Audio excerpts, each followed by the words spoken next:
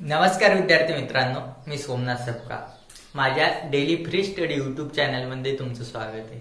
बघा मित्रांनो, मी तुम्हाला आजच्या व्हिडिओ पासून इंग्लिश ग्रामर शिकवणार आहे. तर बघा मित्रांनो, या व्हिडिओ मध्ये मी तुम्हाला टेन्स शिकवणार आहे. तर बघा, टेन्सचे मुख्य 3 प्रकार पडतात. तर ते कसे बघा मित्रांनो, प्रेझेंट टेन्स,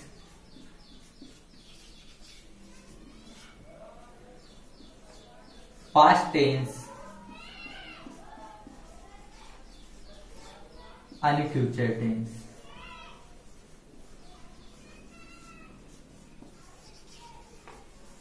बघा मित्रांनो, हे काळाचे मुख्य 3 प्रकार. तर काळ हा कोणताही काळ हा वेळेवरून ओळखला जातो. तो पास्ट आहे का फ्युचर आहे किंवा प्रेझेंट आहे. म्हणजे त्याला मराठीत बघा वर्तमान काळ प्रेझेंट टेन्स म्हणजे, त्याच्यानंतर पास्ट टेन्स म्हणजे भूतकाळ आणि फ्युचर टेन्स म्हणजे भविष्यकाळ. तर बघा, तर याच्यात प्रत्येक टेन्स मध्ये 4 उपप्रकार पडतात. ते कसे बघा मित्रांनो, एक सिंपल टेन्स,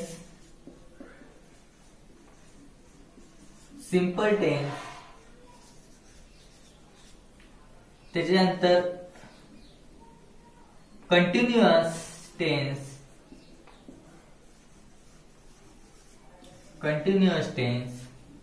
परफेक्ट टेन्स आणि perfect continuous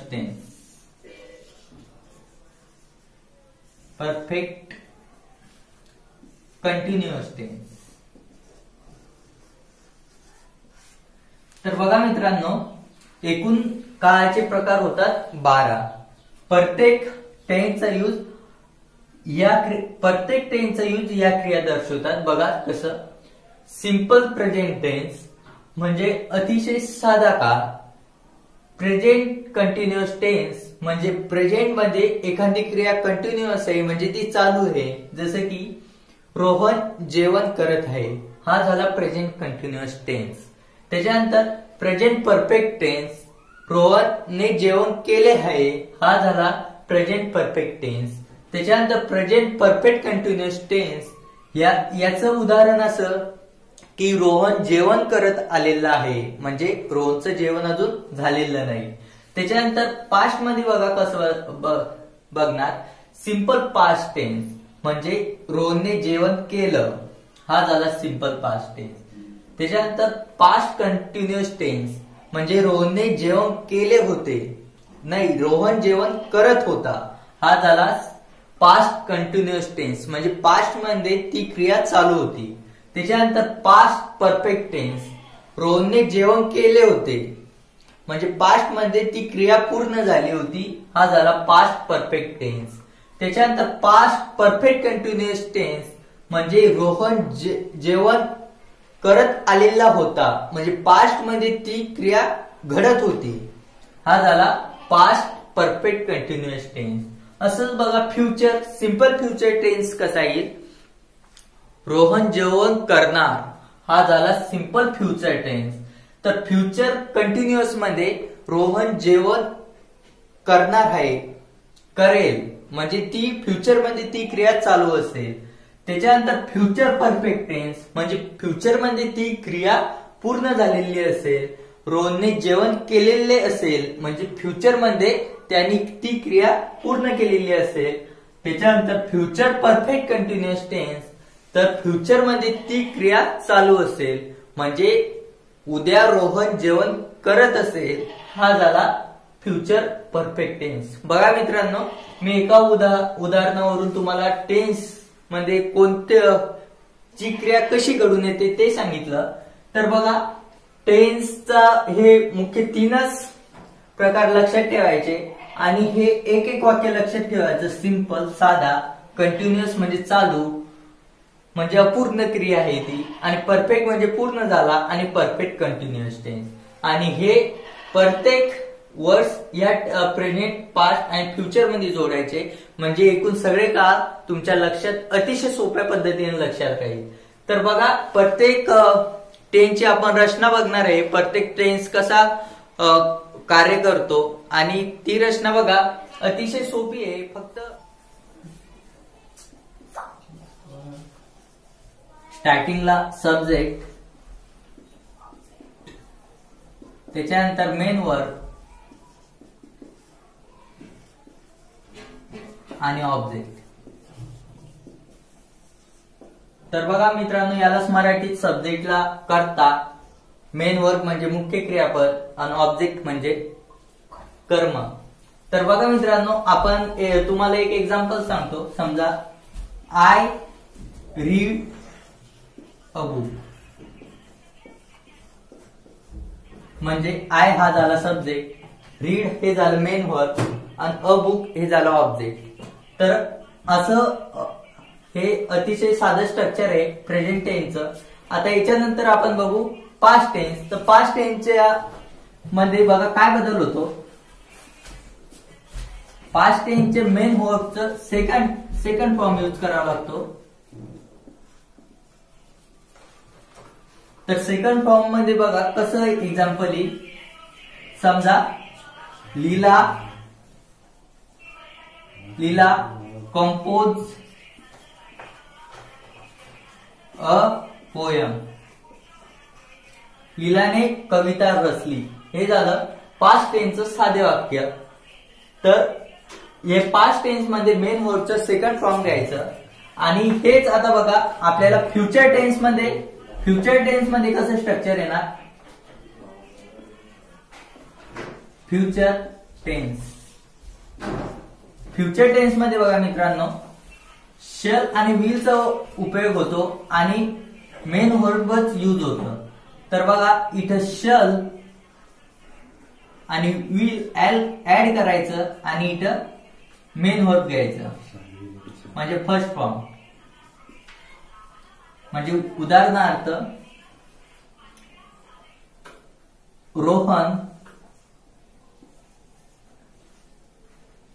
Rohan will become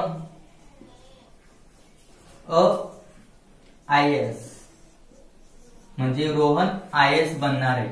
हे झालं सिंपल फ्युचरचं स्ट्रक्चर आणि हे त्याचं वाक्य. बघा फ्युचर टेन्स मध्ये फक्त शेल आणि विल हे ऍड करायचं आहे, त्याच्यानंतर मेन वर्ब यूज करायचं आहे. तर बघा मित्रांनो, हे झाले मुख्य tense, present tense, future tense आणि पास्ट टेन्स. याच्यानंतर परत चार उपप्रकार पडतात, म्हणजे सिंपल, परफेक्ट, कंटिन्युअस आणि परफेक्ट कंटिन्युअस. त्या प्रत्येकाचं आपण स्ट्रक्चर फॉर्म मध्ये आपण सगळ्या टेन्सचं स्ट्रक्चर बघणार आहे. जसं की आता स्टार्टिंगला बघा प्रेझेंट कंटिन्युअस टेन्स. तर प्रेझेंट कंटिन्युअस टेन्स मध्ये बघा काय स्ट्रक्चर आहे. Present continuous tense. तर बघा मित्रांनो, स्टार्टिंगला सब्जेक्ट, त्याच्यानंतर टू बी चे वर्तमानकाळी रूप,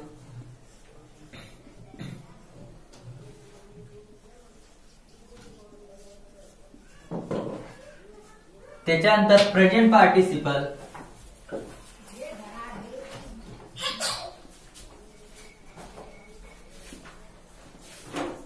आणि ऑब्जेक्ट.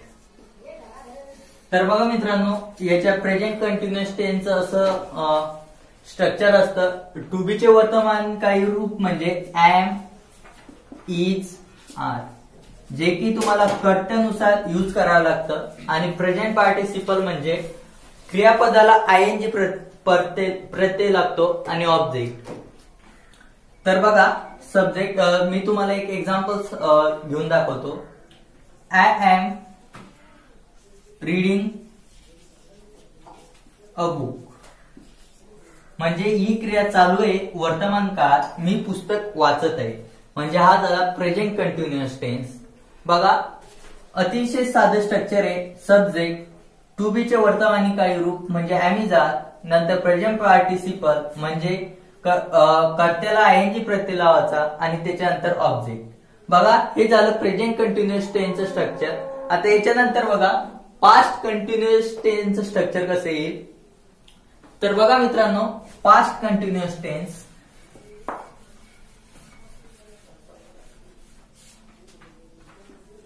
Past continuous tense. तर बघा स्टार्टिंगला सब्जेक्ट तसाच राहील, त्याच्यानंतर टू बी चे भूतकाळी रूप,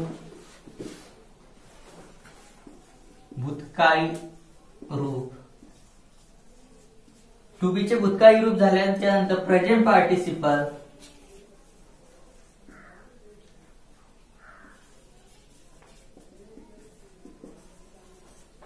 आणि त्याच्यानंतर ऑब्जेक्ट. बघा मित्रांनो, जर प्रेझेंट कंटिन्युअस टेन्स सोबत कम्पेअर केलं तर फक्त टू बी चे हे रूप यूज होतं, तिथे वर्तमान काही रूप होतं, आता इथं भूतकाळी रूप. तर भूतकाळी रूप काय मित्रांनो, वाज अँड वेअर, हे टू बी चे भूतकाळी रूप आहे. तर एक्झाम्पल बघा, ते लास्टला जे एक्झाम्पल घेतलं होतं तेच घेऊ. I was reading a book. म्हणजे पास्ट मध्ये मी पुस्तक वाचत होतो. I was reading a book. Was आणि वेअर हे कर्त्यानुसार यूज करायचं. जर इथे वी असतं तर वेअर घेतलं असतं. We were reading a books म्हणजे आम्ही पुस्तकं वाचत होतो. तर बघा मित्रांनो, कंटिन्युअस म्हणजे फक्त हे टू बी चं भूतकाळी, वर्तमानकाळी आणि भविष्य रूप चेंज होत चालतं. तर आता बघू आपण फ्युचर कंटिन्युअस टेन्स. तर फ्युचर कंटिन्युअस टेन्स मध्ये बघा काय करणार. फ्युचर कंटिन्युअस टेन्स हा आपला मित्रांनो 6वा काळ आहे. पहिला होता, पहिल्या स्टार्टिंगला 3 simple present tense, simple past tense, simple future tense, त्याच्यानंतर प्रेझेंट कंटिन्युअस टेन्स आणि त्याच्यानंतर पास्ट कंटिन्युअस टेन्स. आता हा फ्युचर कंटिन्युअस टेन्स. बघा फ्युचर मध्ये टू बी चे भविष्यकाळी रूप. भविष्यकाळी रूप काय बघा मित्रांनो, शल आणि विल. भविष्यकाळी रूप जसे की भविष्यकाळी टू बी चे शल आणि विल, जे की आपल्याला कर्त्यानुसार यूज करावा लागतो हा. तर बघा तेच सेंटेन्स भविष्यकाळी रूपात कसं होईल, चालू काळात. I shall reading a book म्हणजे मी भविष्यात पुस्तक वाचत असेल. भविष्य काळात मी पुस्तक वाचत असेल, हा झाला फ्युचर कंटिन्युअस टेन्स. बघा स्टार्टिंगला आपल्याला साधे 3 काळ लक्षात ठेवायचे, त्याच्यानंतर फक्त कंटिन्युअस हा शब्द लक्षात ठेवायचा आहे आणि तेच कंटिन्युअस शब्द यूज करून इथे लिहायचा आहे. कंटिन्युअस आला म्हणजे फक्त टू बी चे रूप चेंज होतं काळानुसार. किंवा शेल विल वापरायचं, किंवा वाज वेअर वापरायचं, किंवा ॲमेझॉन वापरायचं. त्याच्यानंतर बघा हा झाला फ्युचर कंटिन्युअस टेन्स. आता कंटिन्युअस झाल्याच्या नंतर परफेक्ट या वर्डचा यूज करायचा. आता परफेक्ट हा वर्ड आल्यामुळं ती क्रिया पूर्ण झालेली असेल, मग ती क्रिया भविष्यात पूर्ण झाली, किंवा वर्तमानात झाली, किंवा पास्ट मध्ये झाली, ते त्या रचनेवर डिपेंड करतं. तर बघा इथे आपण बघणार स्टार्टिंगला प्रेझेंट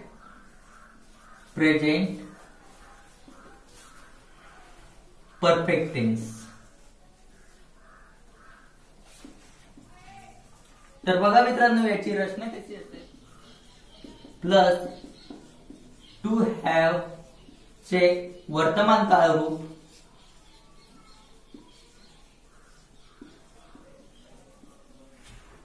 त्याच्यानंतर परफेक्ट असल्यामुळं कंटिन्युअस होतं तेव्हा प्रेझेंट पार्टिसिपल होतं. आता परफेक्ट असल्यामुळं पास्ट पार्टिसिपल यूज करायचं आहे.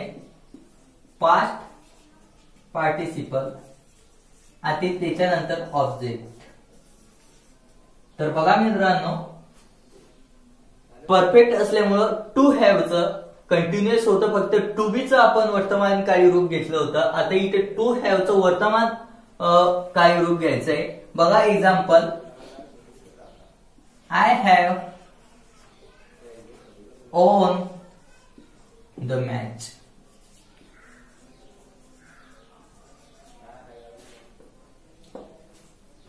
मी मॅच जिंकली आहे, हे झालं प्रेझेंट परफेक्ट टेन्सचं वाक्य.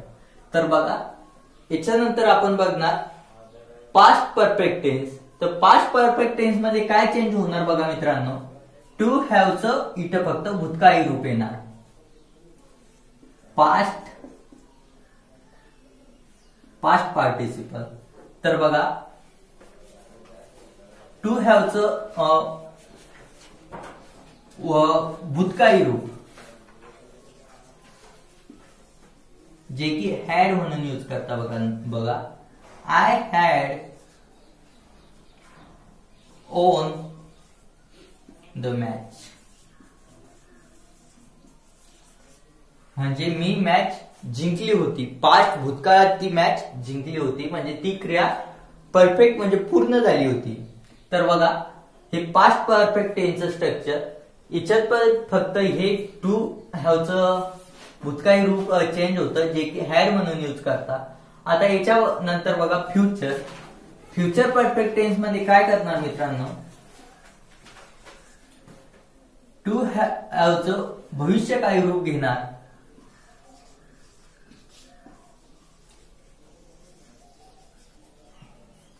जसं की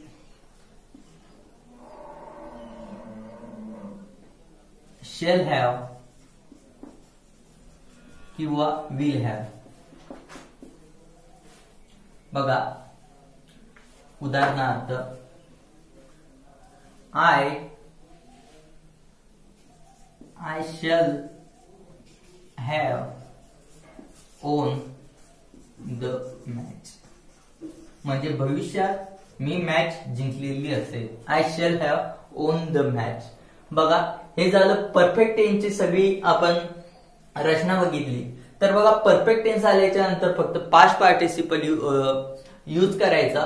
परफेक्ट आला म्हणजे पास्ट पार्टिसिपल आला, आणि त्याच्यानंतर तो काळानुसार टू हॅवचे रूप चेंज होत चालतं. ते भूतकाळी आहे किंवा भविष्यकाळी आहे, त्याच्यानुसार हे यूज करायचं. बघा मित्रांनो काळ लक्षात ठेवणं अतिशय इझी आहे जर तुम्ही असं काळांची प्रॅक्टिस केली तर. आता लास्ट टेन्स आहे बघा परफेक्ट कंटिन्युअस, यांचा कंबाईन लास्ट टेन्स आहे. तो त्याचं स्ट्रक्चर बघा कसं इझिली कसं लक्षात ठेवायचं. Present perfect continuous tense. तर बघा मित्रांनो याचं स्ट्रक्चर कसं आहे बघा. सब्जेक्ट टू हॅवचं वर्तमान काळी रूप प्रेझेंट असल्यामुळे टू हॅवचं वर्तमान काळी रूप, आणि त्याच्यानंतर बीन प्रेझेंट परफेक्ट असल्यामुळे बीन आणि प्रेझेंट